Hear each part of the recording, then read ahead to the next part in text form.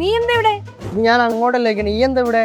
ഞാൻ ഈ ഗോൾഡ് വിറ്റാലോന്ന് ആലോചിക്കുക. സ്വർണത്തിന് ഭയങ്കരമായിട്ട് റേറ്റ് കുറഞ്ഞോണ്ടിരിക്കുവല്ലേ, അപ്പൊ ഇപ്പൊ കൊടുക്കണല്ലേ നല്ലേ?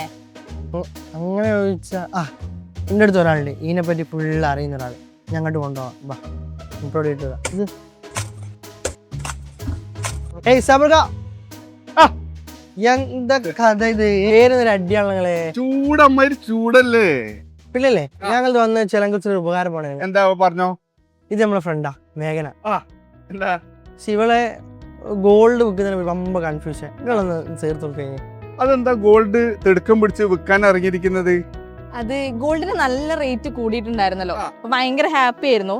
പക്ഷെ ഇപ്പൊ കുറയും ഒരു പേടി, ഇനിയും കുറഞ്ഞാലോ, അപ്പൊ ഇപ്പൊ വിൽക്കുന്നതല്ലേ നല്ലേന്നൊരു തോന്നല്.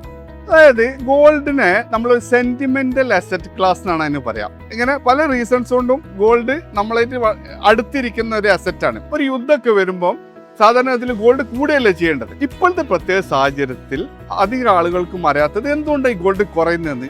ഈ യുദ്ധത്തിന് ഓയിലിന്റെ ഡിമാൻഡ് ഭയങ്കരമായിട്ട് കൂടി.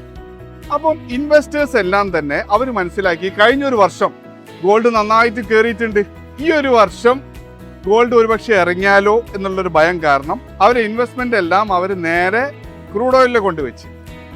ആ ക്രൂഡ് ഓയിൽ ഇപ്പോൾ ഇതാ കുറഞ്ഞ ദിവസം കൊണ്ട് തന്നെ ഭയങ്കരമായിട്ട് കൂടിയിട്ടുണ്ട്. വേറൊന്ന് എന്താന്ന് വെച്ചിട്ടുണ്ടെങ്കിൽ $US സ്ട്രെങ്തൻ ചെയ്യുമ്പോൾ ഗോൾഡ് ഇറങ്ങും.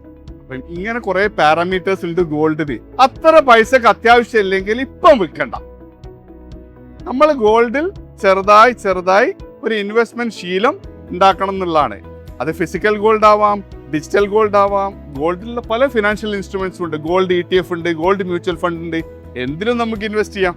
ഇതിനെക്കുറിച്ച് പഠിച്ച് മനസ്സിലാക്കി ഇതിന്റെ എക്സ്പേർട്സ് ഉണ്ട്, അവരോട് ചോദിച്ചറിഞ്ഞിട്ട് മാത്രം ഒരു തീരുമാനം സമാധാനത്തോടു കൂടി എടുത്താൽ മതി. അപ്പൊ എന്നാ ശരി. അപ്പൊ ഇതേ കാര്യം തന്നെ ഗോൾഡിനെ കുറിച്ച് നിന്റെ ഉമ്മനോടും പെങ്ങന്മാരോടൊക്കെ പറഞ്ഞു കൊടുക്കേ. Okay okay, by.